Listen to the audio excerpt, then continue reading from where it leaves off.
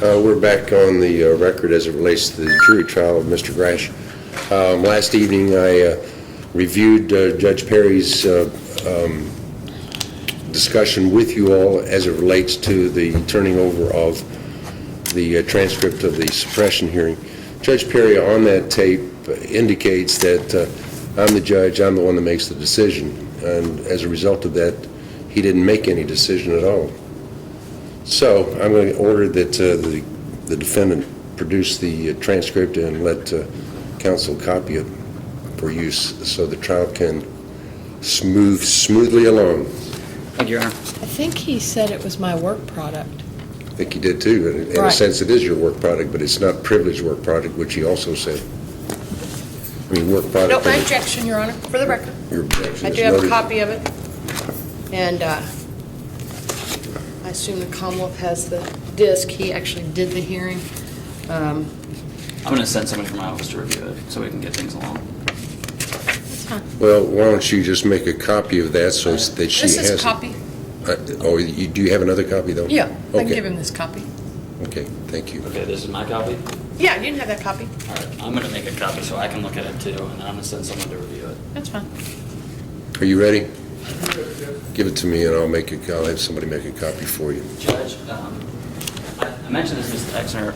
My lead has a doctor's appointment at 2:30 today. Who does? I'm hoping Who does? my lead. My lead? Yes, I'm hoping the columns me down. He has a name? Officer Satterley. Yes. I made them aware, and he's not going to be here. I can proceed without him if we're not done.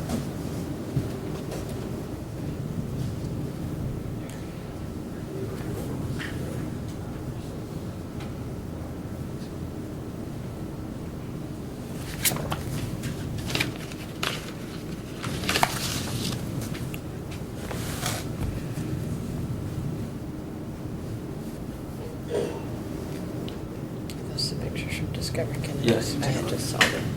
If you wouldn't mind. You're so mad He I said wouldn't that- put it past you. You're so mad I wouldn't put it past you. If I was a man, you would say I was aggressive. No, I said you were so mad I wouldn't put it past you. That's it. Okay, these are just we have the black and white. These are just the color photos.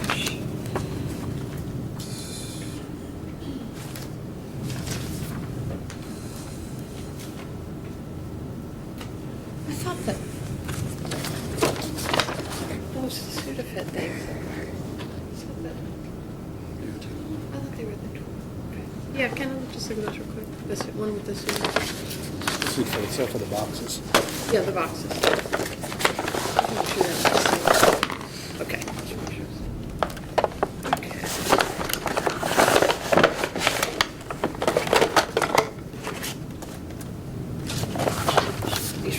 Okay, so that's all of them on this. Where they should talk about That's the straight through.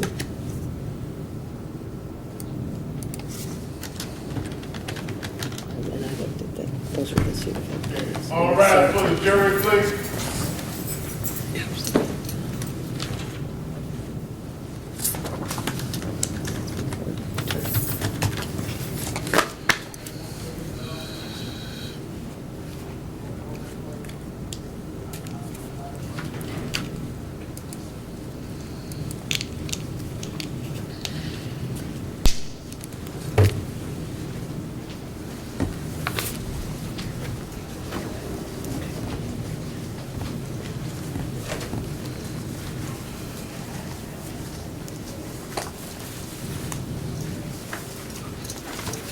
We have all jurors, Sheriff. Your Honor, all jurors are present. Thank you very much. You may be seated. Last evening, I did tell you all not to discuss this case with any person or allow anyone to talk to you about this case. I presume that admonition has been kept. Also, I think I told you to stay healthy because I need all 13 of you, right? So please stay healthy. In a moment, I'm going to call upon, I want to swear you first. But each of you, I'd be afraid I'd forget. If each of you would raise your right hands, please. Do each of you solemnly swear that you will well and truly try the issues and a true verdict render in this case of the Commonwealth of Kentucky versus Grasch, so help you God? Thank you. In a moment, I'm going to call upon, are you going to give an opening statement? In a moment, I'm going to call upon the attorneys to give opening remarks. Opening remarks, much like the closing remarks, are not to be considered by you as evidence. The attorneys sort of give you an overview. I like to refer to it as a roadmap as to what they believe is going to occur in the case, but obviously they don't know until that evidence comes to you from the witness stand. You might also recall that I told you that the only evidence that you're to consider comes to you from the witness stand. Try to keep that in mind throughout these proceedings. And of course, as at least Ms. Exner pointed out to you, that cross-examination and what the witnesses say on cross-examination is also to be considered by you as evidence, everything that's testimonial. And as I understand it, there will be several photographs introduced into this case. They will be introduced. Some of them will be published to you, which means they'll be shown to you. Others will be taken back into the jury room so that you can see them, see the evidence when you consider the verdict. As I also told you, there will only 12 of you will have the opportunity to decide this case. I'll be drawing one of your number. I think this judge has like a cup or something. I'll be drawing one of your numbers out of a cup, and that number will be what is known as the 13th juror, and will not have the opportunity to consider the evidence in this case. I also told you last evening we'd take breaks every hour and 15 minutes, every hour and a half, or whenever you need to take a break, although we're going to probably go right up through the noon hour today. I try not to interrupt witnesses, but sometimes it's necessary. We'll go to 4:30, 5 o'clock this evening and take the appropriate breaks. But if you need to take a break, just let me know, all right? There's also a question yesterday, and I don't mean to forestall it, but if you do have a question of a witness, that question may be asked at the conclusion of that witness's testimony, but in order to do so, you have to write it down and present it to my sheriff, and you would just raise your hand if you've got a question. Then maybe we can answer it, maybe not. I don't know. I try to stay away from it because I try to personally stay away from it, not because I'm trying to keep anything from the jurors, but I like the attorneys to go ahead and try their cases. Sometimes when jurors become Perry Masons, that's dating me, I know, Perry Mason, then they will start asking too many questions, and I don't know how to stop it then. But try to keep that in mind. That having been said, we'll now have opening statements. Goes to Mr. Sims.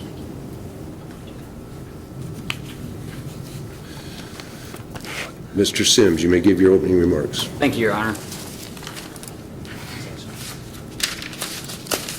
Also, as I think Ms. Exner also pointed out to you, I would presume from time to time the attorneys will be making objections throughout these proceedings. Do not hold that against the attorneys nor the parties that are involved in this action. And as a general rule, I ask the attorneys to go ahead and state the grounds for their objections from counsel table, and if I rule against them, then they may approach and talk to me a little bit further about it so that I can reconsider it, the objections that I have sustained or overruled. But don't hold that against the attorneys or the parties or the court for that matter. Thank you. Now, Mr. Sims, you may begin. Thank you, Your Honor. May it please the court? Yes, sir, it does. March of 2010, the defendant had 30 Sudafed pills in his back pocket. He had 9 methamphetamine precursors in his backpack. Ladies and gentlemen, 30 pseudoephedrine pills plus 9 other methamphetamine precursors equals manufacturing methamphetamine.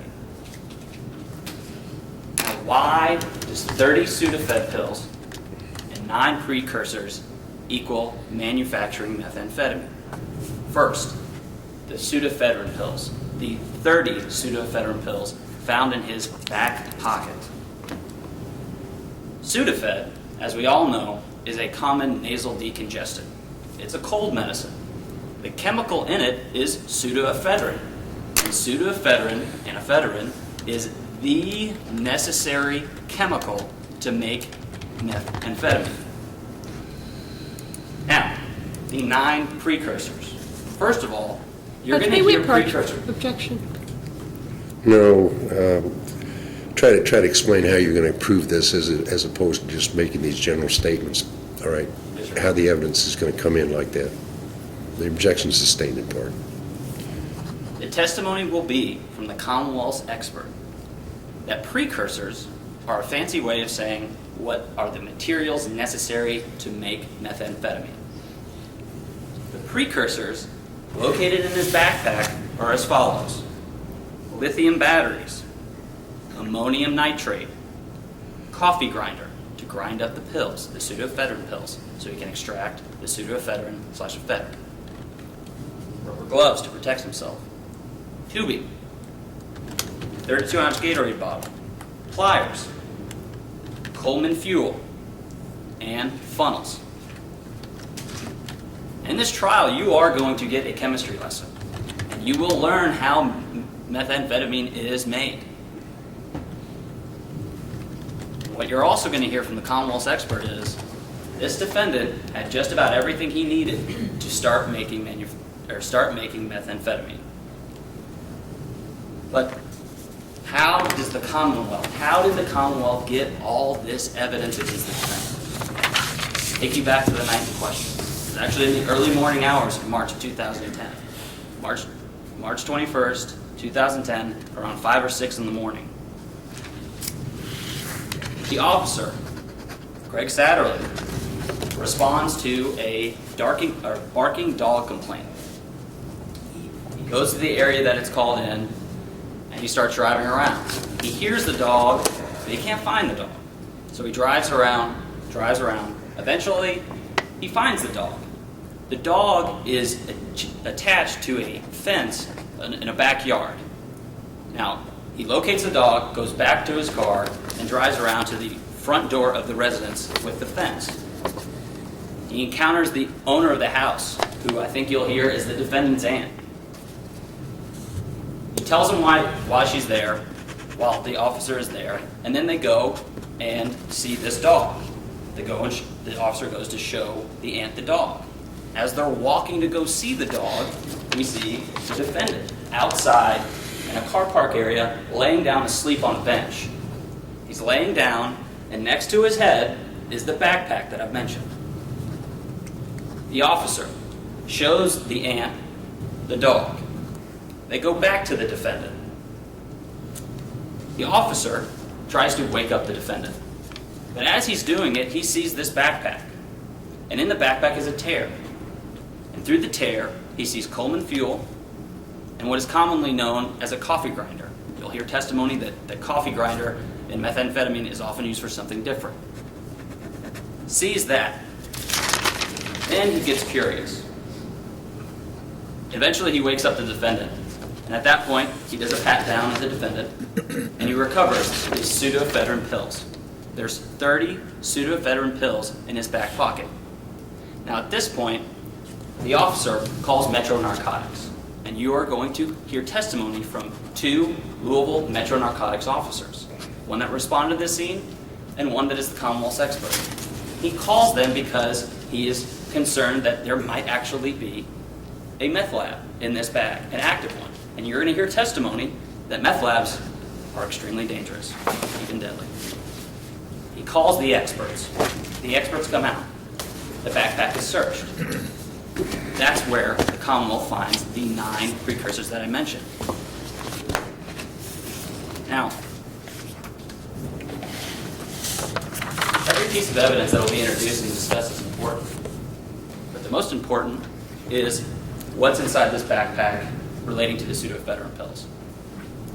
You're going to see today there's 3 pseudoephedrine boxes that came from the backpack. There's 3 boxes, and each box contains 10 pseudoephedrine pills. 30 pills. You're going to hear testimony today that the exact kind of pills that the box mentioned were in his back pocket. 3 boxes of 10, 30 pills. 30 pills in his back pocket. Ladies and gentlemen, that's the case for the Commonwealth. It's a simple case, but it's an important case. And at the end of this trial, we're going to ask that you find the defendant guilty of manufacturing methamphetamine. Thank you. And thank you, Mr. Sims. Ms. Sexton, you may give your opening remarks at this time. Thank you, Your Honor. Norman.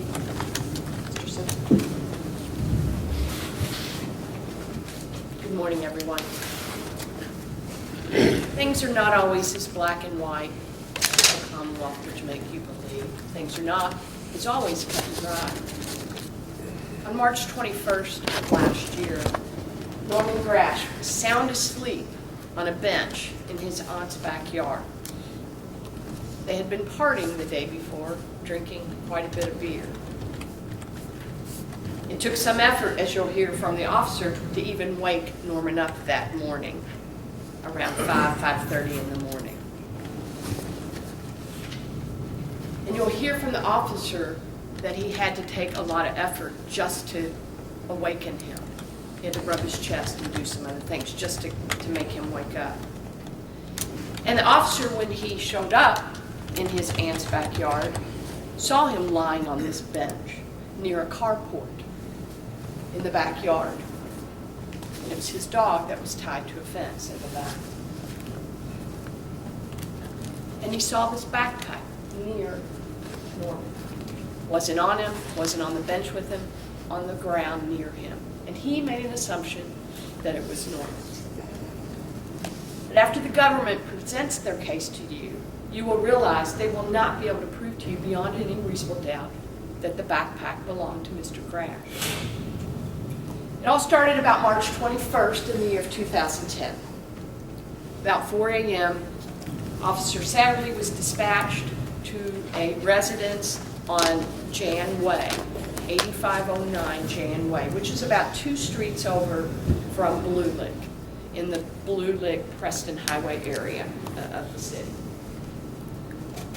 He was called to investigate a barking dog, and it was reported that the dog had been barking since about 8 p.m., and there was some concern. He went to the call to investigate, couldn't find the dog, wasn't real close to where she was, so he drove around. He went around the neighborhood in the surrounding streets trying to find the barking dog. The evidence will show, and he will testify, that he did indeed get in his car, drive around, saw what he thought was a dog, went back around, went around to Blue Lick, knocked on a door. Again, this was somewhere between 5 and 5:30 in the morning, on Sunday morning. Knocked on the door at 8804 Blue Lick Road, which is the residence of Mr. Grasch's aunt, and her name is Nancy Wilson, and you're going to hear from her in this trial. It's somewhere about a half a mile, a couple streets over from this Jan Way address. There's a church nearby, right next to Miss Wilson's home. And you will hear that the officer knocked on her door inquiring about a dog, that they went around the side of her house to look for the dog that was in the back, that was chained or tied to the fence. And that's when, to her surprise and to the officers, they saw Mr. Grasch sleeping on a bench near the carport. The officer, again, had to jar him awake. And he got him off the bench, and the backpack was on the ground. He says, he would testify, there was a tear in it, he could see some items in there, and he became suspicious. You will see some pictures, you'll see some evidence of things that were taken out of this backpack, and pictures were taken. And you will hear that Norman was searched and 30 Sudafed pills were found in his back pocket. You'll hear that from the officer. There will be no evidence that any meth was found, not on this person, not in the backpack, not in the car, or nowhere on that property. You also hear that several of these items were destroyed, so you're only going to get to see pictures, including the backpack that the police decided to destroy. You'll hear that they weren't tested, there were no fingerprints, and the government is going to expect you to make some assumptions as well, just like the officer did. And you'll get to judge the testimony, the veracity, and the credibility of the witness that come before you. You are going to hear from Mr. Grasch's aunt, Nancy Wilson, who lives at 8804 Blue Lick Road. And she's going to tell you that there was a party at her house the day before. They were celebrating birthdays. There was drinking. It went into the evening. Eventually, she went inside and people left the party. She will tell you she's not sure where Norman went from there, but that she went inside with her own dog and with her children. The next thing she knows, the next morning, Sunday morning, like I said, between 5:30 in that arena, she was awakened by a knock on her door, and it was the officer that showed up saying, I think you have a dog in your backyard. She was kind of surprised. She'll hear from her, and she'll tell you they went around, looked at the dog, and that's when she was surprised also to find her nephew, Norman, lying on the bench. She would tell you he was asleep, he was out of it, and she didn't know he had been out there. She will also tell you she never heard the dog barking, and she didn't know the dog was back there either. She will tell you, she'll be on that witness stand, she'll tell you she had never seen this backpack before. She'll tell you she didn't see Norman with any meth or making any meth or even having any of these items. She never saw any of this stuff before in her life. Ladies and gentlemen, you're going to hear from Mr. Grasch. He is going to take the witness stand and tell you what happened that Saturday and Sunday. And he's going to tell you that he had never seen that backpack before. He's going to tell you he was at the party, he was celebrating, he had drank some beers. He came back, didn't want to disturb his aunt, so he slept outside. The next thing he knows, he's being awakened by this police officer, and all this happens. He's going to tell you, he's going to take an oath and tell you the truth. He had never seen that backpack, and this stuff was not his. At the end of this trial, the Commonwealth will not be able to prove to you beyond a reasonable doubt that Norman Grasch is guilty of manufacturing methamphetamine, because he's not. Thank you, Ms. Eckner. Mr. Sims, you may call your first witness. Your Honor, the Commonwealth calls Officer Gregg Satterley. Officer, you want to step forward, please? Permission to move the podium, Your Honor. Yes, you may. Raise your right hand, sir, and be sworn. You solemnly swear or affirm that the testimony about to give in this matter is the truth, the whole truth, and nothing but the truth? Yes. Thank you. Please have a seat right there, sir. Answer the attorney's questions. Try to keep your voice up for the court, the jury, and the record. Yes, sir. Please state your name for the record.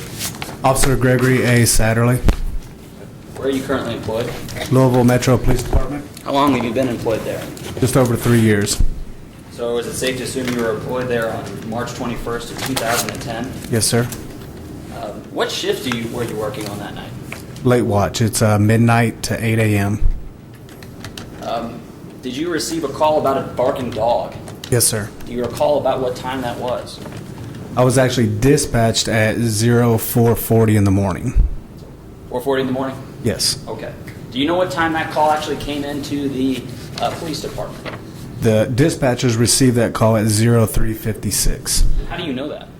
I had called down to get a record of the phone call that came in, and the call taker advised me that it was received at 03:56, and I was dispatched at 04:40. And about what time did you respond to the area? I believe I called on scene at approximately 04:46. Okay, and what area of town are we talking about where this dog complaint is? Okolona? Okolona? Yes. Blue Lick Road area? Okay.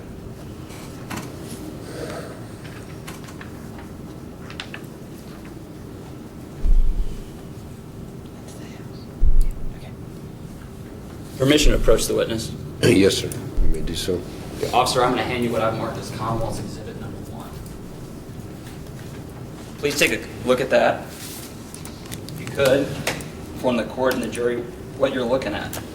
I'm looking at an aerial map of the Blue Lick Road and Bonaventure area. Okay, first of all, is that in Jefferson County? Yes, it is. Okay. Is that fairly inaccurate represent the area in which you were? Yes, sir. Commonwealth's motion to introduce Exhibit Number 1. May be so admitted. Permission to publish. May be published to the jury. This is a laser pointer. It's the bottom button, if you could. Now, permission to turn off some of the lights here? Yes, sir. Thank you, Your Honor. I know that's not clear, and hopefully the lights are going to help.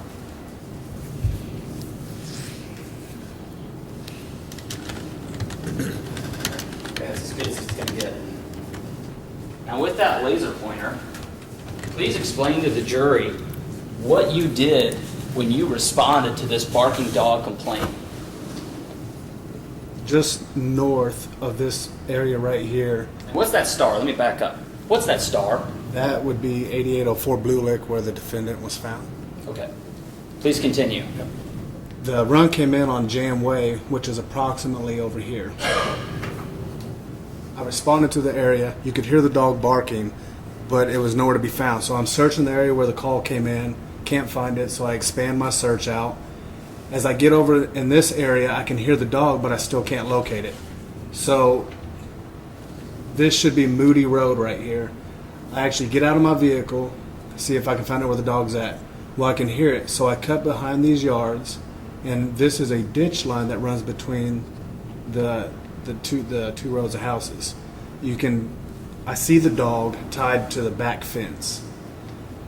I go back to my vehicle, go down Moody to Bonaventure on the Blue Lick, and then I turn into here where I saw the dog barking, and that's when I approached the door and make contact with the owner of the house. I make contact with the owner of the house, advise her that she has a dog tied up to her back fence that's barking.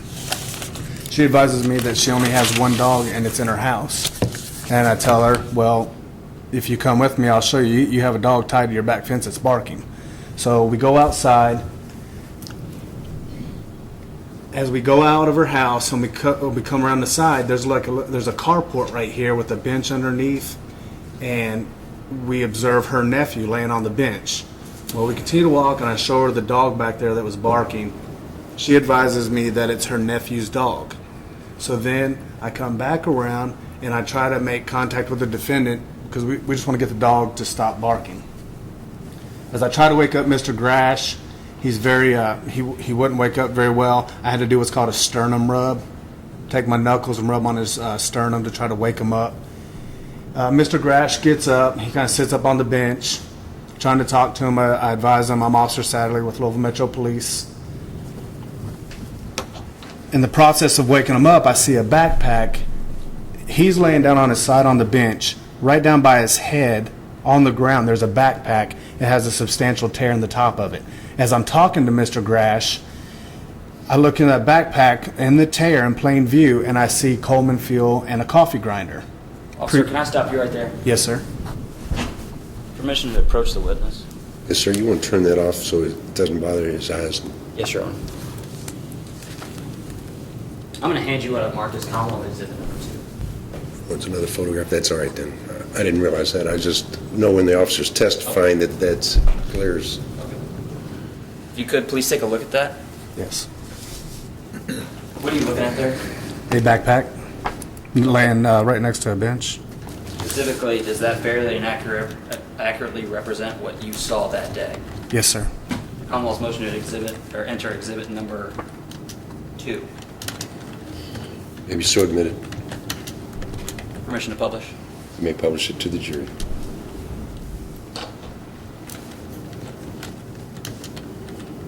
Now, what are we looking at here?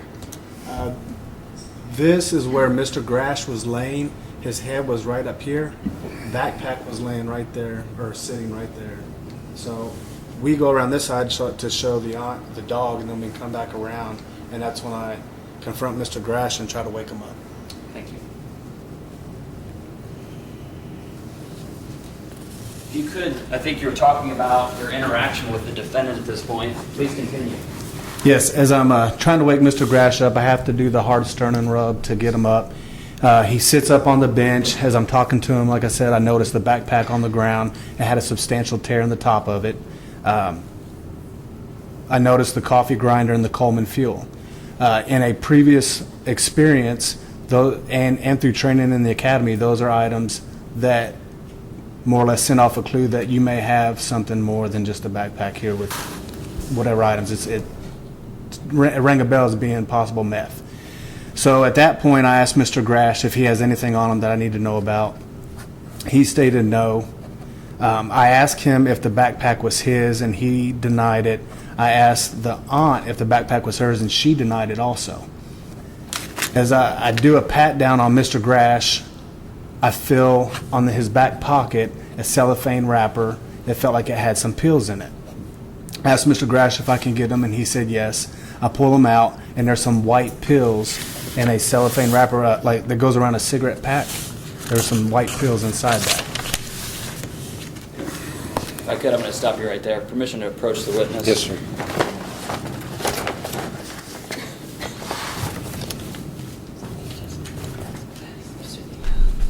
These are the Sudafed. Okay.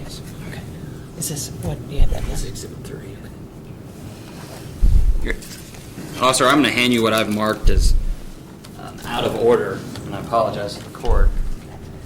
Commonwealth's Exhibit 10.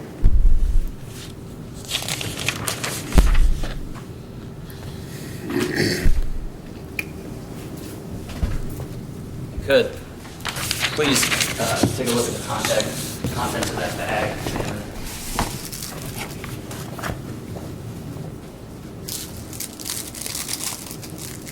What do you have there? I have a cellophane wrapper with 30 pseudoephedrine pills. Are those in fact the pills that you recovered from the defendant that night? Yes, sir. Commonwealth's motion to enter Exhibit number 10 into evidence. Maybe so admitted. Thank you. So, you've woken the defendant up, you've recovered these pills from his back pocket. What happens next? Well, he denied ownership of the bag, and the house owner denied ownership of the bag. At that point, I open the backpack and I see there's 3 empty boxes of pseudoephedrine, or three empty boxes that have pseudoephedrine on them, 24-hour release. Well, I call poison control, and they advise me that. Objection. And don't go into what they advised you, just say what you did as a result of. Yes, sir. As a result of calling poison control, they identified these pills as pseudoephedrine, Some 24-hour objection, release. Let's sustain the objection. Okay, let me stop you right there. Let me back up. Your Honor, may I approach the witness? Yes. I hand you again what I've marked as Commonwealth's Exhibit number 11. That's one was 3, but then you got it. It is 10. Okay. I've marked some other stuff. Okay. It's kind of in the direction. I'm sorry. 11. I'm just going to introduce the contents of the bag. Okay. That's what I've marked as Commonwealth's Exhibit number 11. If you could empty the contents and tell us what you're looking at.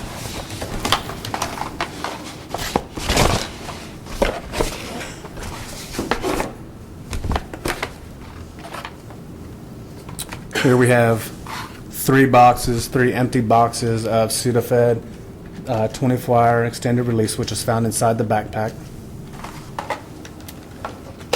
2 wire strippers. 10 lithium batteries. Your Honor, it's Commonwealth's motion to enter into evidence. Make- Exhibit number 11. Judge, may we approach for a moment? How many lithium batteries was there? 10, sir. Hold on just a second. Okay. I can't spell lithium.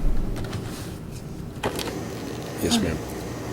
I know chain of evidence rules, it doesn't have to be a perfect chain, but I don't know that they've established any chain at this point. He keeps just having him identify these things and then moving to introduce them. I mean, I just think at some point, there's got to be some chain evidence. Doesn't have to be perfect, but certainly just to say that's what there's been no testimony about collecting. Well, he's them. making positive identification of items that he has seized, and therefore I'm going to allow that in this instance. And as he's making positive identifications of them,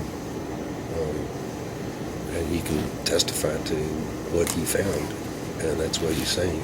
I recognize you want the storage and bag people and everything like that to come in, but I don't think that's Well, I just want to make necessarily the I'm sorry to interrupt. I just want to make the record clear that I haven't stipulated to any chain in that of evidence and that. I'm satisfied with the identification process thus far. I just think that introduction, or accepting the introduction is so preliminary since there's been no Okay, chain. I'll note your objection. And are those in fact the items that you recovered from the backpack in question. Yes, sir. Commonwealth's motion to admit exhibit number 11. Maybe so admitted, noting the objection. Thank you.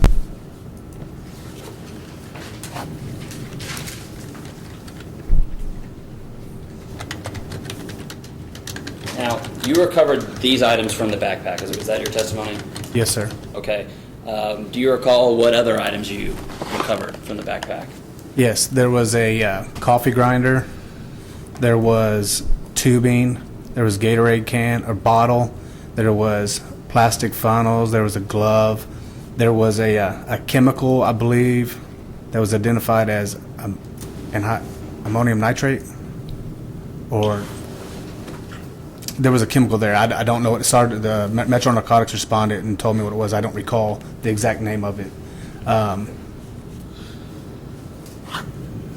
The backpack itself, that's all I can recall at the moment. Okay. Thank you. Permission to approach, Your Honor? Yes, yes, sir, you may approach.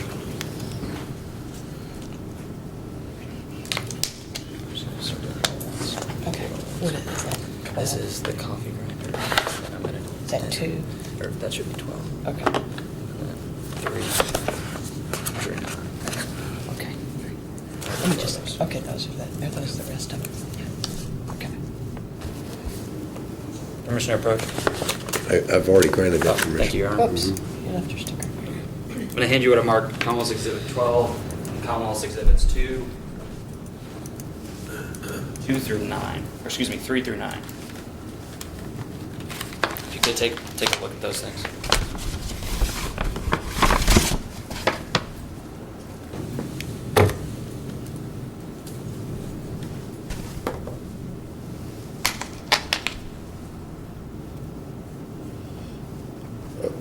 Just for the record, if you would identify what was handed to you as Commonwealth's Exhibit 12. Yes, sir. This is an electric coffee grinder. Was that in fact the coffee grinder that you recovered from the backpack that night? Yes, sir. Motion to admit. Maybe so admitted.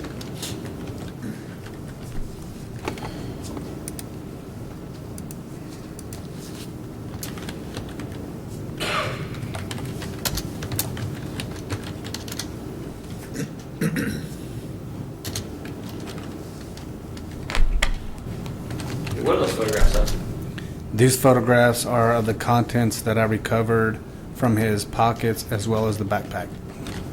Do they fairly and accurately represent what you recovered that night? Yes, sir. Commonwealth's motion to admit Commonwealth's Exhibit 2, 3 through 9. So admitted. Permission to publish. May be published to the jury. For purposes of the record, I'd like to go through each individual photo and what they represent. If you could go to Commonwealth's Exhibit, what's marked on the back of Commonwealth's Exhibit on the photos there. Commonwealth's Exhibit number 3, if you could. See, And for the record, could you explain to the court what we're looking at here? Yes, this is the backpack that was at the scene. This is the tear where everything was seen through plain view, and these are the contents that were inside the backpack. Thank you, officer. And what I've marked as Commonwealth's Exhibit 4. Could you? Yes, these are the pseudoephedrine pills, and then this was just a memory thing, and then 2 cell phones. Okay. Commonwealth's Exhibit 5. Again, that's the pseudoephedrine pills that were recovered out of his body. These are all the items that recovered from his person or the backpack. You have the pseudoephedrine pills, the coffee grinder.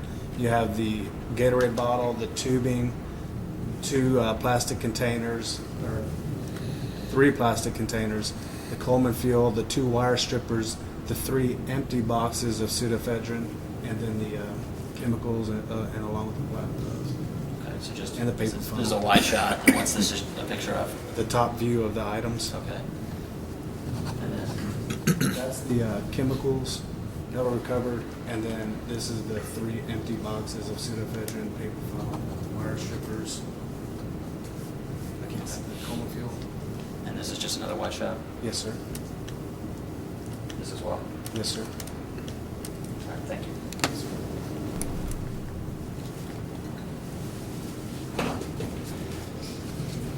So you got the pills from the defendant, you've seen it in the bag, and you call Metro Narcotics. Is that correct? Yes, sir. Why did you call Metro Narcotics? Because through my experience in training, I thought I had a meth lab. Okay. Are there any other concerns or reasons why you would call Metro Narcotics? What about LMPD policy, for example? You have to, if you have a suspected meth lab, you have to call Metro Narcotics, Okay.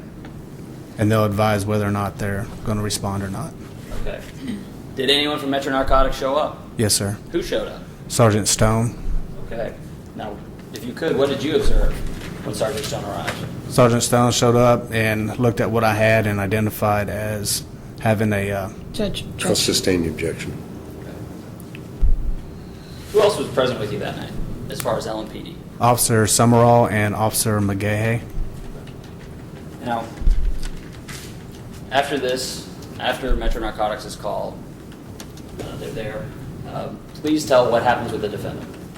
After Metro Narcotics responded, he was already detained, and at that point he was arrested for manufacturing methamphetamines. He was taken to corrections and booked into jail. Thank you, Your Officer. I don't have any questions for you at this time. Please answer all the questions of the defense. Yes, sir. Ms. Exby, you may ask. Thank you, Your Honor. Good morning, Officer Satterley. I have a few questions for you. Yes, ma'am.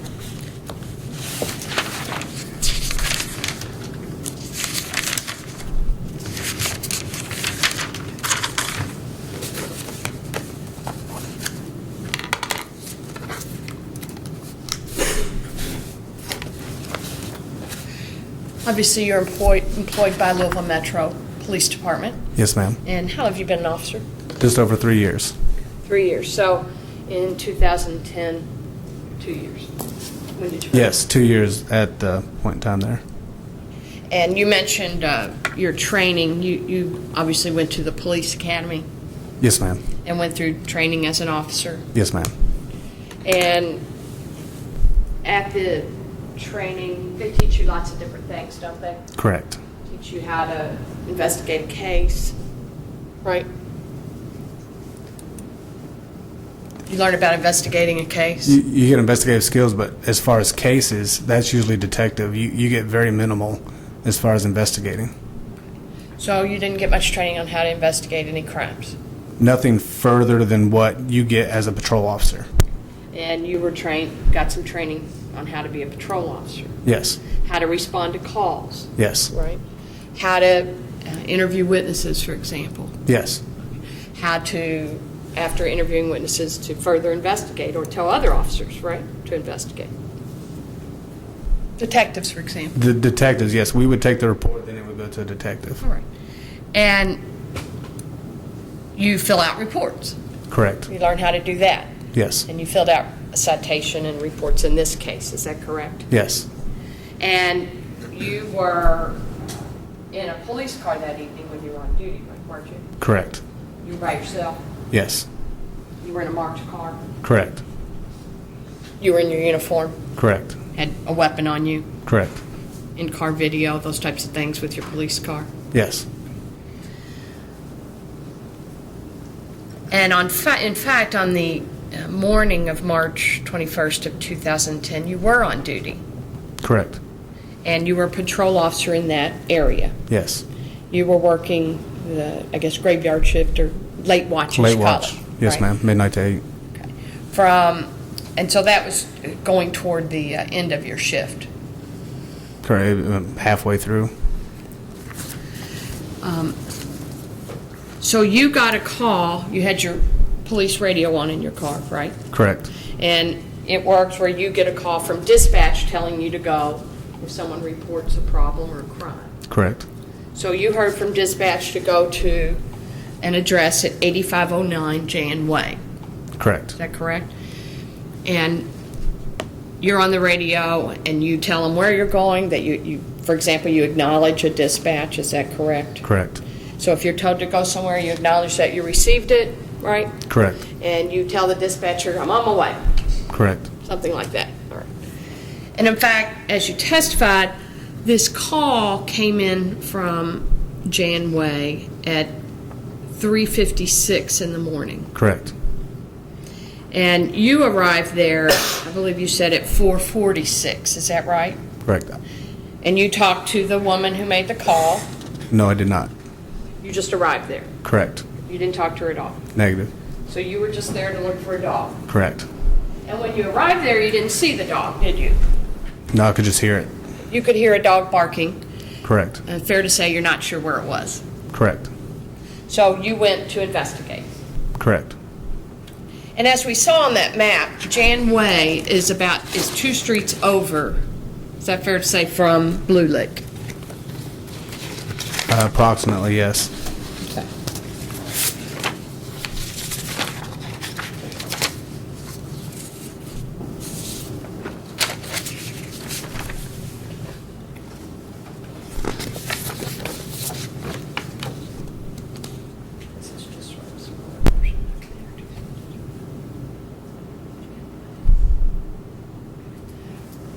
If I may, Your Honor. Officer, this is another, just sort of a MapQuest type of overhead view of that area. Okay. And I just wanted to confirm, if I may. Is it marked for identification purposes? Just for, I'm not going to introduce it. Okay. Just wanted to point out Yeah, that that's 2 streets over. There's Blue Lick. And then is it Moody? Bonaventure. You can come down this way. There's Moody and then Jan. Correct. So it's 2 streets over from Correct. Janway? Yes, Okay. ma'am.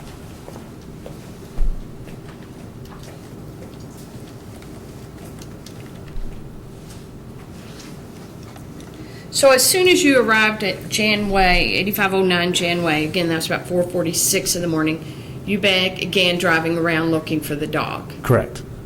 And at some point, you got out of your car, you testified, to Correct. actually look for the dog on foot. Yes, Is that right? that's correct. And behind it, there's like a drainage ditch. Correct. Is that fair to say? And that runs even behind Blue Lick. I guess, It runs behind the house where Mr. Grasch was found and on the other side of Moody, between the 2 rows of houses. and you were able to walk over there. Yes. I'm assuming you parked your vehicle in the church parking lot? No, I parked on Moody. Parked And on then Moody I and cut walked through the in. houses. So you parked on Moody, which is the next street over from Blue Lick. Correct. Right? Walked through the houses to that drainage ditch area. Correct. And that's where you testified you saw a dog. Correct. I saw the dog tied to the fence. And do you remember what kind of dog it was? I don't recall. So then you got back in your car Correct. on Moody, Correct. had to drive up and around Correct. Bonaventure, is Correct. that right? And onto Blue Lick. Correct. And at that corner of Bonaventure and Blue Lick is a church, is it not? Correct. And then next to that is the house that you approached. That's 8804 Blue Lick. And that's right near the church, isn't it? Yes. And you walked up to the house. right? Yes. And you got there about 5:20. Is that correct? Does that sound accurate? I don't know, honestly. Okay. Got this.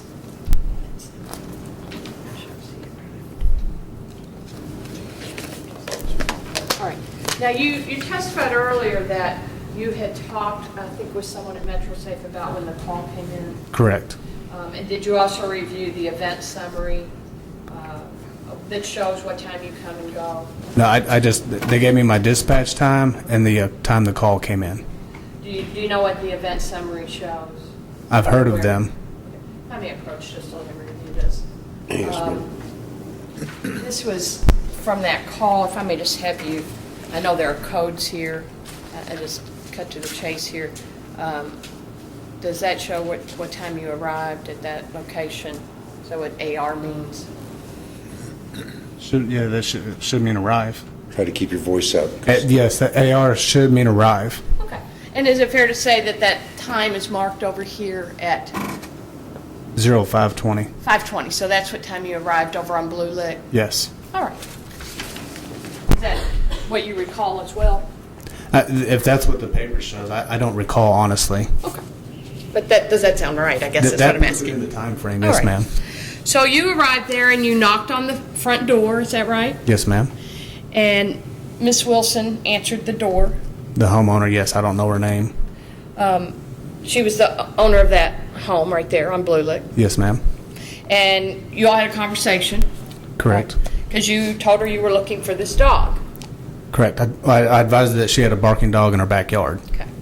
And she came out of the house with you. Yes. She accompanied you to go look at the dog. Yes, ma'am. And she told you she had her own dog in the house. Is that right? Correct. She says she only has one dog and it's in the house. So you all went around the back and you saw the dog. Correct. And that was in the back of the yard. Correct. And it was tied to the fence. Correct. As you were around the side of the house near when we saw some of these pictures in the in this carport area, that's what it was, right? Yeah, that's what I would call it, a carport overhang, porch overhang, something. And that was in the back of her house. It was on the side of her house.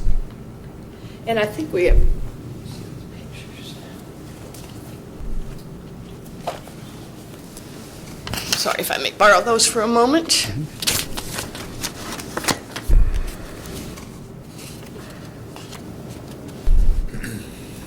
Commonwealth's exhibit, marked as Commonwealth's Exhibit 2, is this bench you referred to, that's inside that carport, is that correct? Yes. And as we can see from the pictures, there's, I guess, a concrete slab there, Yes, ma'am. and the bench is sitting on it, right? Correct. And the backpack is leaned against that bench. Correct. And that's where it was when you found Mr. Grasch sleeping up there, is that right? Yes, ma'am. And also in the picture, you can see a hat sitting there, Yes. right? Yes, you can. Okay. And some shelves underneath there. Correct. All right. So when you went around to the side, you saw Mr. Grasch asleep on that bench, Correct. on the top of that bench. And I believe you testified he was on his side. Correct.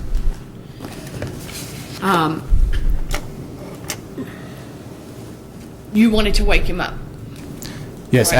after the aunt identified him as the owner of the dog, then I wanted to make contact with Mr. Grasch. So you then started to wake him up. Correct. And she obviously recognized him as her nephew. Correct. So he was a little difficult to wake up, is that fair to say? Yes. In fact, you said you had to do a sternum rub, Yes. which means you had your, I guess, your knuckles or your fist rubbing his chest. Correct. And this took a little doing to get him awake, right? Took a few seconds. And eventually he awoke, Correct. and he sat up on the bench. Yes, ma'am. All right.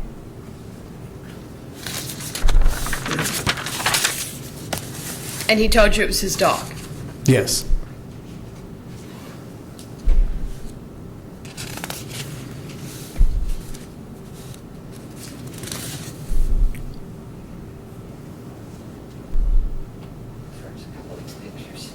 Now, you testified that you noticed this backpack sitting there. Yes. All right.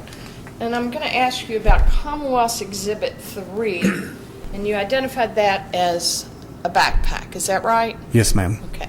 And I think you pointed out when the prosecutor was asking you that this part on the top showed a tear. Yes, ma'am. Okay. So that's what you could see inside. Is that correct? Correct. All right. And this other part looks like it maybe there's some zippers. Correct. Okay. So all you could see was the tear on the top. Through the tear, yes. Okay. This photograph was after it was unzipped. Correct. Is that fair to say? Yes, All right. ma'am. And you testified that Mr. Grasch denied it was his. Correct. You also testified that the aunt denied it was hers. Correct. You did a pat-down, correct, of Mr. Grasch? Yes, ma'am. And you testified a few minutes ago that he consented to that. Correct. You would ask him, do you have anything? And he said no. Correct.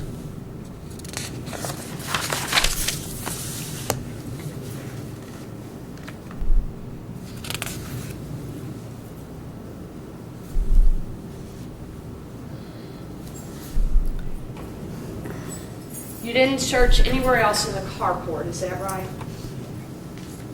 We looked at, I think there might have been a cooler that we may have checked out to make sure that there was no meth or anything like that being made there, like a one-pot method. And you didn't find anything else in that carport garage area besides? this? Correct. No, and nothing else was found. It didn't find anything else in the yard? Correct. And besides the 30 Sudafeds, and you claim were in his back pockets, no other items were found on his person, is that correct? In relation to the meth charges, correct. None of those items you talked about, besides the pills in the back pocket, everything else was in the backpack? Correct. And you didn't search the house for anything, is that true? Correct.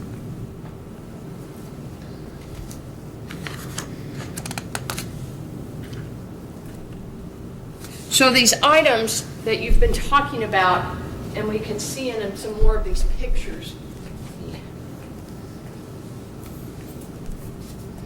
As far as these items, and I'm talking, for example, Commonwealth Exhibit 6, shows the bench with a lot of these items you've been discussing. Those were actually taken out of the backpack and put up there to photograph. Is that right? Correct. That's what was originally found in the bag. Correct. Less the Sudafed pills on the end. Correct. And when you first noticed that tear in the bag, Yes, ma'am. that's when you saw two items, the Coleman fuel and the coffee grinder. Correct.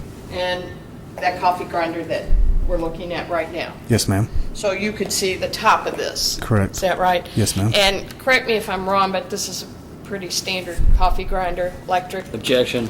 right? Oh, well, no. I guess I'm not familiar, honestly, with too many electric coffee grinders. I have one you plug in the house and So you brew your knew what it coffee. was when you saw it? Correct. All right. And it's got a plastic lid, is that right? Yes, ma'am. Okay. And the Coleman fuel you saw in there as well, Correct. the top of that. Correct. And you couldn't see anything underneath that? Those are the only two items you could see? I can only see those two items. Okay.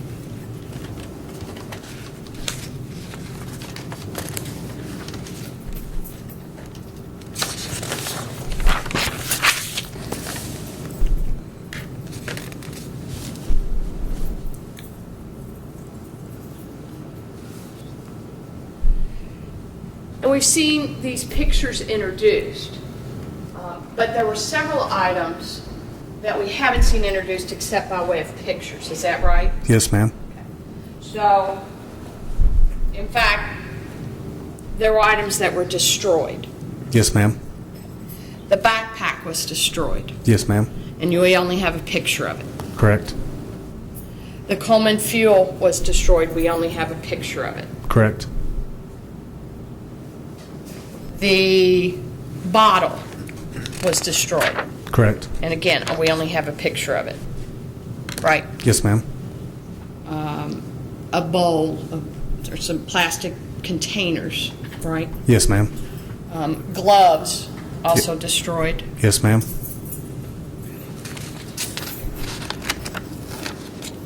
Tubing Yes, ma'am. was destroyed.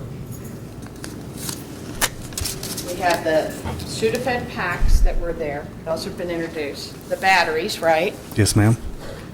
And pliers. Correct.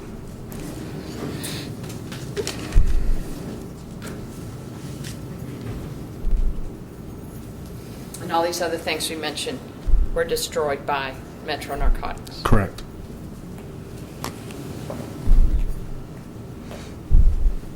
And who, in your knowledge, ordered those to be destroyed? Sergeant Stone took him from the scene that night, and then after that, I have no idea what happened, or the chain of command on that. And Sergeant Stone is with Metro Narcotics, is that correct? Yes, ma'am. And he's the one that came to the scene as well that evening, or Yes, that ma'am. morning? All right. And do you have any, are you aware of any paperwork that ordered that, those items destroyed? I don't. Unfortunately, I don't. I don't have that dealing with Metro Narcotics. So you didn't order it to be destroyed? Correct. You also are not aware that you didn't order any kind of testing of any of these items, is that right? I did not know. And you called Metro Narcotics to come to the scene, Correct. and that's Sergeant Stone. Correct. But you yourself are not aware of any testing of any of these items? No, ma'am. No chemical testing, right? No, ma'am. No fingerprints? No, ma'am. Nothing. She-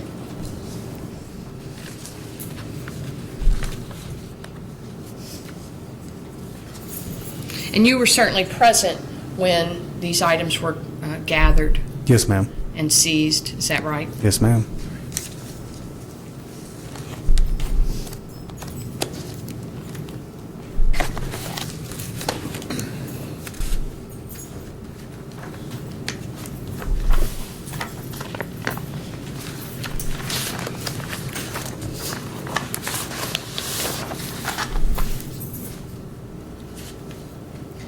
And you testified that at some point, Mr. Grasch was charged with this and arrested, is that right? Yes, ma'am. And in fact, you took him down and booked him, is that right? Yes, ma'am. And does it sound right that that was about 6:30 in the morning? I showed you the summary, that would refresh your mind about that. Yes, ma'am. En route to... En route to corrections. Yeah, that's when I was en route. Don't know my ending time. About 6:27, you were en route to Corrections. corrections. Yes, ma'am. And you didn't do any other investigation after that point, is that right? Correct. Metro Narcotics had it. Okay, so you had no more involvement in the case as far as investigation after that point? No, ma'am.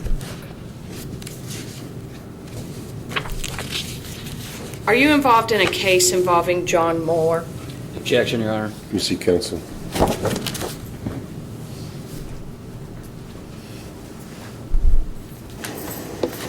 Relevance, I suppose. My client has a right to present a defense, and he is going to testify. And we believe that this person who is being prosecuted by the Commonwealth, as we stand, is going to be in Division 11 on August 3rd. I think Mr. Spalding is prosecuting him for manufacturing meth. He lives right close to where the 911 came in. My client, which I don't want to give away my total defense here, but he will testify. What's this officer got to do with John Moore? He arrested him in August of 2010. My client will testify that he believes John Moore was somehow involved in this, and this goes to an alternate perp defense. I don't have to give that away at this point, but he is involved. He arrested him. He is being prosecuted. And my client, I don't have to tell you every detail he's going to say, but Stop he's saying going it. to Just have... tell me what you're going to say. I don't care what you just tell me, and then I'll make my ruling. Go ahead. I want to know if he arrested John Moore, if he is aware that he lived at 80, where he lived at that point, which is on Jan Way. Okay, well, let's go ahead and call this officer back in your case, okay? And you can go ahead and present that at that time. But it's not a subject of cross-examination on this case, but it can be part of your case. Okay, that's fine. I'll subject him to recall, and you can So bring it we'll have later. to, have him subject to recall. Okay. I'll note my objection again. Sure. When he's called. Thank you, Your Honor. Let's move on to something else this time. Have just a second, Judge.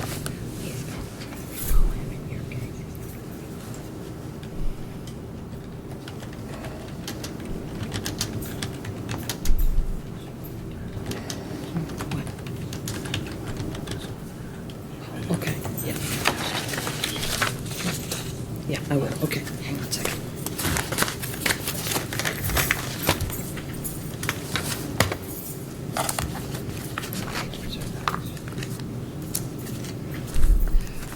We talked a little bit earlier, Officer, that you did some reports in this case, citations, et cetera. Yes. And you have your file with you? I'm sorry? You have your file with you? I don't have my file up here Okay. now. All right.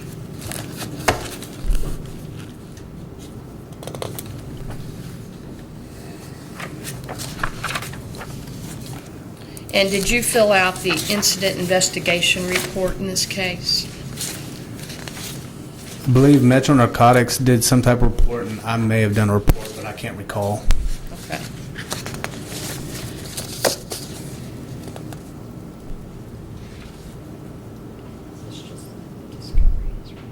I just want to ask him a couple questions. You can't present him with something. Are you familiar, you did an incident information report in this case? I showed it to you. If you show it to me, I may know. Your Honor, may we approach? Yes, sir.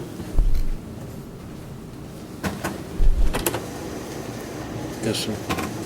What's the objection? Judge, she can't bring an officer a report and ask him to testify from it. Let's If he see. forgets something, she can refresh his recollection with it. But first, she's got to ask a question if he doesn't know I it. can't remember if he took one. She's going to show him the incident report, and then she's going to ask him a question. I want to ask him about the address he has on there, then he's got an arrest report Well, with his why name didn't she on just it. ask those questions? If he doesn't remember, then she can refresh with it. We'll do that then. Go ahead. Thank you, Your Honor. Objection sustained. So, I want to ask you about the incident investigation report. You can stay up here if you wish. Do you remember you said you remember filling out some reports? I remember doing the citation, and then I know Metro Narcotics was doing a report, and I don't recall if I did a report or not. Do you remember on your incident investigation report, filling out on the incident location, 8509 Janway, Louisville, Kentucky, 40219? I don't recall. If I showed you, it would help you to remember. Up at the top there, I'm sorry, where I have circled.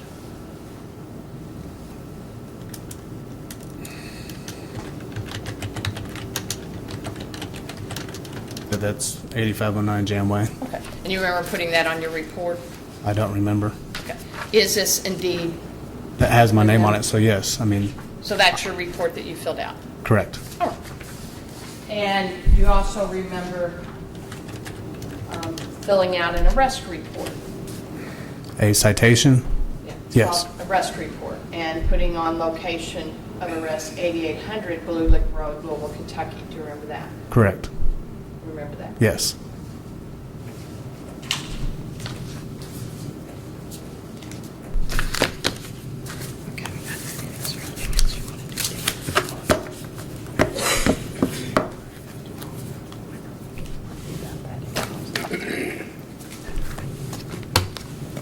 Thank you, Judge, that's all I have. Thank you, Officer. Mr. Sims, anything else with this witness? Yes, Your Honor, just a moment. Now, there's two different addresses on those reports Ms.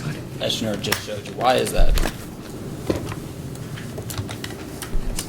The one on the arrest citation, what I was explained by Metro Narcotics is because the homeowner was not the one being charged with manufacturing methamphetamine. The defendant was. Since he doesn't live there, they advised me not to put that address because if you do, then manufacturing methamphetamine would be attached with that address. If anybody ever did any type of investigation or whatever, if they're going to buy a house or whatever, that methamphetamine charge would be attached to that address. So they advised me not to put the exact address on the citation. As far as the incident report, I don't have an answer for you. I don't know why that address is on there. Nothing further. If I may follow up just quickly, but that 8800 Blue Lake, that's the address of a church, isn't it, that we talked about? If I remember right on the citation, it was 8800 BLOK, which would have been the abbreviation for block.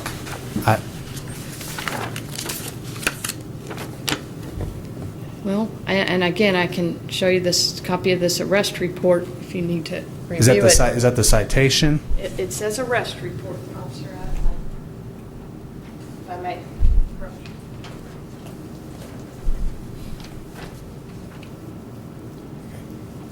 I didn't fill this out. That's the arrest report. Okay. Okay. I've never seen that before. I've never filled anything like. I fill out an arrest citation. It has your name at the bottom, doesn't it, officer? Officer Satterley? I've never seen it in that format. I have my citation on the desk over there. Just asking you if that's your name. All right, if that's the let's address. move on. You've already asked and answered. Mr. Sims,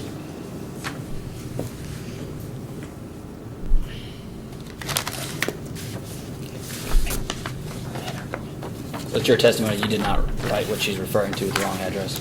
I'm sorry. Is it your testimony that you didn't write that wrong address? Correct. I don't know what that paper is. I've never seen that before. Nothing further.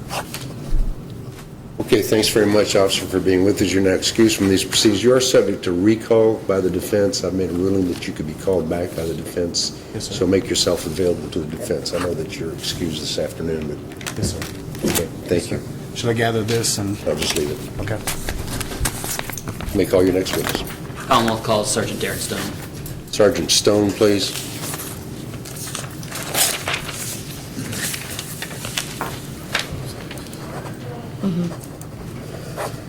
That's okay. I think I got it. You got me good right there.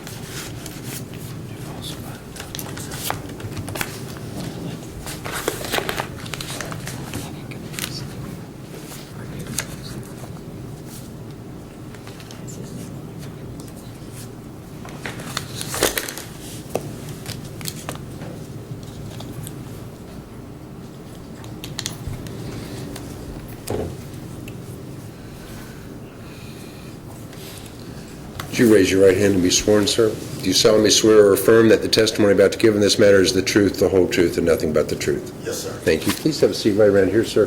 Answer the attorney's questions. Try to keep your voice up for the court, the jury, and the record. All right. Good afternoon. Could you please state your name for the record?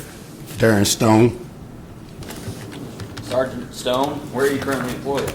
Louisville Metro Police, currently in the narcotics unit. Okay. And how long have you been a policeman? 20 years, 10 months. Okay. And what rank do you occupy? Sergeant. Okay. How does someone become a sergeant? You have to go through a series of tests and time and testing, pass a couple of tests, go through some scenarios, and if you're lucky enough, you get the job. Okay. About how long does it take for someone to become a sergeant? Generally, it takes 5 years. I was 10 years into my career when I was promoted to sergeant. Okay. When someone gets promoted, let's back up. What's the first rank someone has as a policeman? First rank is officer, And then what's next? detective. Okay. And then what's after that? And after detective, then sergeant's next. Okay. And you've occupied all those ranks in your career. Yes, sir. Okay. How long have you been with Metro Narcotics? I've been in Metro Narcotics since October of 2003. And what is the charge of Metro Narcotics? The charge of Metro Narcotics is to investigate and arrest and apprehend drug dealers. Okay. Drug dealers. Let's be more specific. Drug dealers, drug traffickers, drug manufacturers, just anybody dealing with illicit drugs. Okay. And I guess that would include manufacturing methamphetamine. Is that fair to say? Yes, sir. Okay. Specifically, do you have any qualifications regarding methamphetamine? Yes, sir. I've been to several schools. I had a school through the Kentucky State Police. I went through for methamphetamines.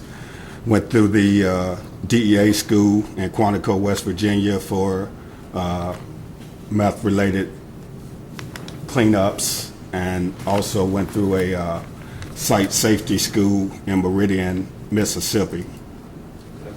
Now, do you have any specific duties within Metro Narcotics regarding methamphetamine? Are you on some kind of team or task force? Yes, sir. I'm on the Clan Lab cleanup team. And what does the Clan Lab cleanup team do?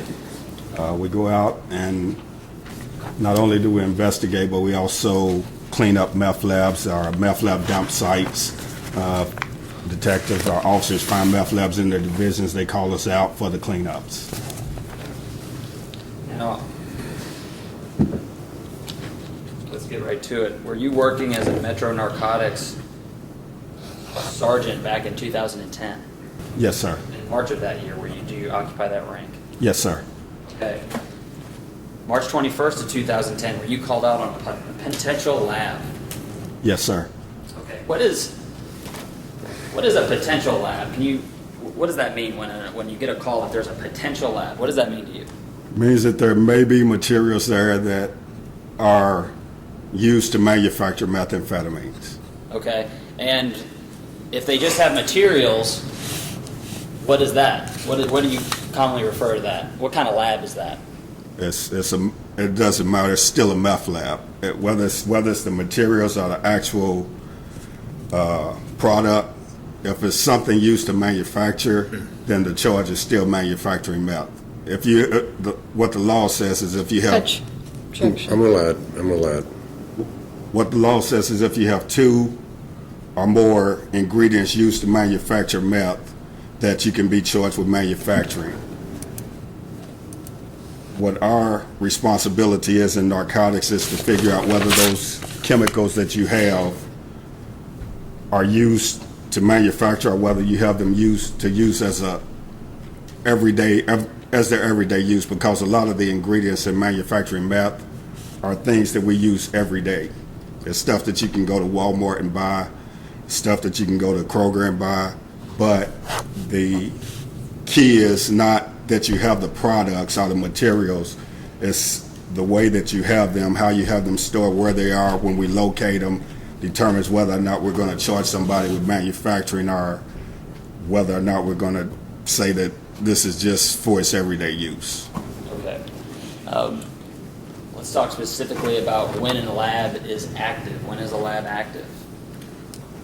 A lab is generally active when we go in and things are still in their state of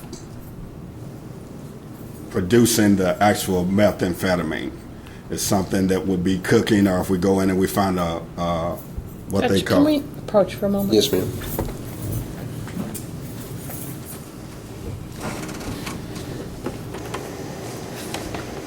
He's treating him as this expert, and Yeah, I'm trying. I was telling, he told me that somebody else is an expert. Now he's using him as an expert, and that's not Oh, wait, been he's given not your any expert? notice. He's not my expert, but He's I'm not trying to the get him back to the expert. actual Oh, I thought thing. he was the expert. No, I'm sorry. that's why I was objecting. He's not the expert. Okay, well, let's But keep away you from should it. You just- got another expert He should be then. testifying what he did, what his role was, whatever.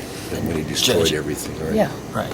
'Cause I But thought- Judge, at the same time, he has been qualified, and I'm not going to be getting into the specifics of the chemistry with No, him. you No. identified somebody else, I believe, as an expert. Right.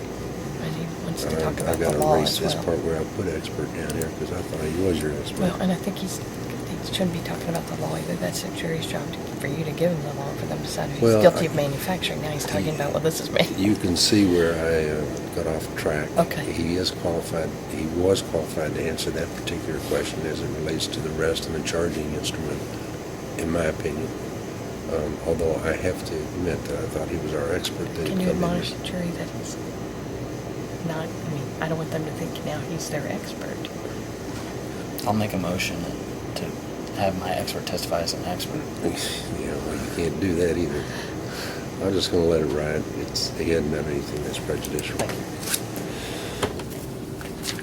Objection sustained. Let's get back to the day in question. Did you respond to a potential meth lab in the Blue Lick Road area? Yes, sir. Okay. And if you could, do you recall what you did that day?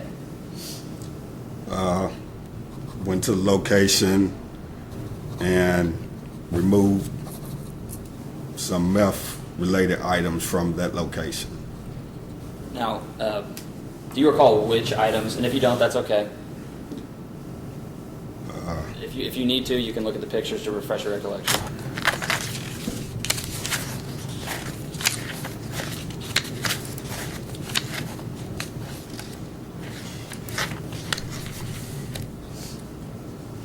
The gloves, the couple of the small containers, the ammonium nitrate, the tubing, and the Coleman fuel prop. That's what I'm thinking. And the backpack that it was in. And are you having a hard time remembering this day? Yeah, I'm not. It's been a little while, so yeah, I do a lot of lab cleanup, so How many lab cleanups you do? I've probably done several hundred. Several hundred. Several hundred. Okay, and this was in 2010, so how many do you think you've done from 2010 From till today? 2010 till now, probably well over 100. Okay, so it's easy to get confused, and I understand that. But those items that you just said that you took, I believe it was the backpack, the tube, the bottle, the plastic containers, and the ammonium nitrate. What did you do with those items? Those items go into a bin that we have on a couple of our trucks in narcotics, and then they ultimately go to a hazardous contractor to be destroyed. Okay, what truck are you referring to? Do you have a special truck? We have a couple of containers on a couple of our narcotics trucks that we keep meth lab waste chemicals and items in until they can be destroyed. If it's not a bottle that has to go right now, something that has a hazardous chemical in it, or something that's actual byproduct of the waste of the meth lab, then we call the contractor right then if we got that on site. But at this lab, there was not that on site. It was just the items used to make the meth product. Some of the things used in the meth production, it wasn't actually the bottle that they put the stuff in. If they're doing a one-pot cook, or it wasn't the red phosphorus or stuff like some of the other stuff that's a little bit more hazardous if people contact it. These are just things that are used that somebody could still get contamination from, but not as dangerous as the actual process itself. I think you've answered this question, but I just want to make clear. Why the special container, and why do you destroy them? Because there's contamination factors involved in this stuff. So we don't take it to the property room because we don't want our property room clerks getting contaminated. We don't want officers handling it because some of them, even though they know what they're looking at, if they've not properly been trained, and we try to teach them, if you come up in contact with something that's meth related, call out people that work this stuff so that we can clean it up and make sure that we're not contaminating any officers or contaminating anybody else. We just kind of get rid of it, or come and get it, take it to our little container and get rid of it that way. And then when we have another bigger run, when we call out our contractors that come and clean up the hazardous stuff, we generally transfer it over to them at that time. Okay, so there's a health concern. Is that There's right? a very big health concern there. And did you put on any kind of protective gear in this case? Yeah, I mean, generally I'm gonna put on a white suit and a APR, which is a mask that kind of has filters that stop you from breathing in some of the things that you're dealing with. So is any of is this part of LMPD policy when you're called out? Yes. Okay. And it's a health concern. So is anything, when you say you could get contaminated, is any part of your skin or anything like that exposed? Generally, when I'm cleaning it up, no. Okay, and did that occur in this case? I'm going to say generally, that's general process. It's been a while ago. I'm going to say probably, but I can't tell you 100% yes or no. Okay. But those procedures are in place because of health concerns, is that fair? Because of health concerns, yes. Okay. And those are the same reasons why you had the evidence destroyed, is that correct? Yes, sir. Okay, nothing further. Ms. Exner? Yes. Good morning, Sergeant Stone. How are you? You were called to that scene on Blue Lick by Officer Satterley, is that correct? I don't know which officer it was. I just responded to the call. I'm assuming that's who it could have been. Okay. And when you were called to a scene, you went there as quick as you could, right? Yes, ma'am. And you were there to collect evidence. I was there to clean up the meth, to clean up the possible meth lab if it was a lab. And collect evidence if necessary, is that right? And to collect some evidence, if necessary. So you- To that's turn all- over evidence to the officer more than collecting it, because it wasn't my case. Generally, when we respond to a lab, if it's in a division, if it's not a lab from narcotics, generally it stays with the division. So my job is to clean up the waste from the lab. The And you were evidence. called- Right, you were called to the scene by Yes, a but- division officer. Yes, ma'am, but I just want to make this point clear.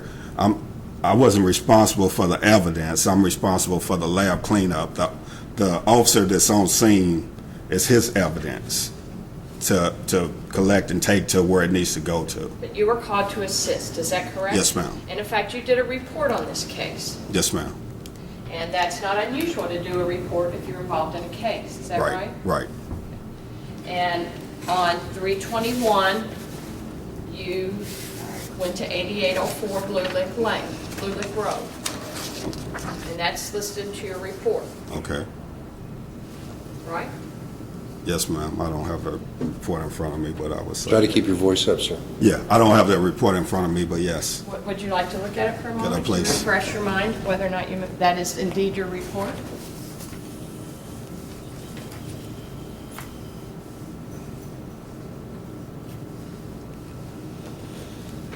Yes, ma'am. Your name's on that, Yes. and I believe this is the other page of it about what was collected. Yes, ma'am. All right, so you did do a report, and so you went to assist the 7th Division officers on a potential meth lab, right? Yes, ma'am. And is your testimony, and included in your report, that several items were collected, is that right? Yes, ma'am. However, as you noted in your report, there was nothing that a hazmat team had to clean up, right? Nothing that a truck run is what I'm saying there. Nothing that we had to call a hazmat truck for. Okay, so nothing that a hazmat cleanup team was needed to dispose of, that was in your report? Right. Is that right? Right. Okay. And we've heard about some things that were collected in this case, and it's your testimony that several of those things were destroyed, Yes. and that was your decision to make, Yes, ma'am. what was destroyed, Yes. and including tubing, Yes. right? Ammonia nitrate, Right. a bottle of Coleman fuel, Yes, ma'am. a Gatorade bottle, Yes, ma'am. funnels, some gloves, I believe, Yes, ma'am. funnels, Yes, ma'am. and the actual backpack collected in this case. Right. And you're not aware of any testing done on any of these items, is that correct? Right. No testing was ordered No, by you or anyone, and none was done? not by me. And you're not aware of any testing No, on this? I'm pretty sure there wasn't. And there is certainly some kind of paperwork that follows destruction of this evidence, is that true? We generally do not get any paperwork on the destruction of the evidence. Once we turn it over, we get paperwork on turning it over to the chemical people when we turn it over to them, but we don't get it on the destruction of it. Okay, so you just turned over the materials, told them to destroy it? At some point, they got turned over. I didn't turn it over to them personally. I give it to one of my detectives that has the container. And then when we end up with the lab where we've got bottles of sludge and waste product, then it gets turned over at that point, and we get paperwork on that they've received it. And no methamphetamine was recovered in this case, is that true? I don't know. Not for me. I don't know what they found other than the backpack RF. According to your investigation, your report, no methamphetamine was seized in this case? Not by my report. Okay. And you don't recall doing that? I did not do that. Okay. Thank you. I have no more questions. Anything else, Mr. Sims? No, Your Honor. Okay, thank you very much, Sergeant, All for right. being with us today. You're now excused from these proceedings to go back to your normal course of business. Or if you wish, you may remain in the courtroom. You may call your next witness, Mr. Sims. Commonwealth calls Detective Stephen Healy. Stephen, Healy. May we approach for a moment? yes.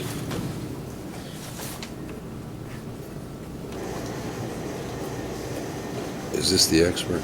Yeah, that's the supposed expert that you said I had to have a right to You want to talk to him a few Yeah, minutes. sure. Ladies and gentlemen, we will go ahead and take a short break here. We'll probably recess around 12:30 or 12:45 for lunch. But I need to take a break here till about 12 o'clock. Don't discuss this case with any person or allow anyone to talk to you about this case. See you outside this courtroom at about 12 o'clock. This court stands in recess till 12 o'clock.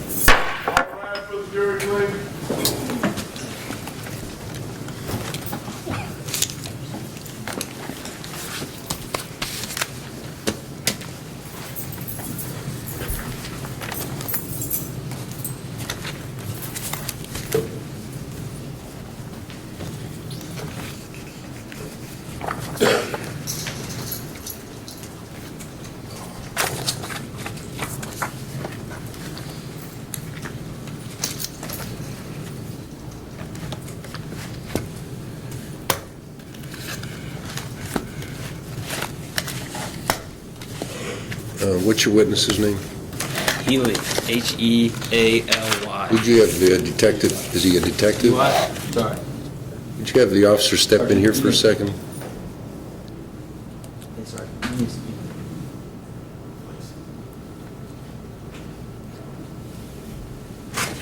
Officer Ely, I've told the defense attorney that she may discuss with you your testimony, so she's going to take you back and talk to you about your testimony so that she's not surprised by anything. Okay.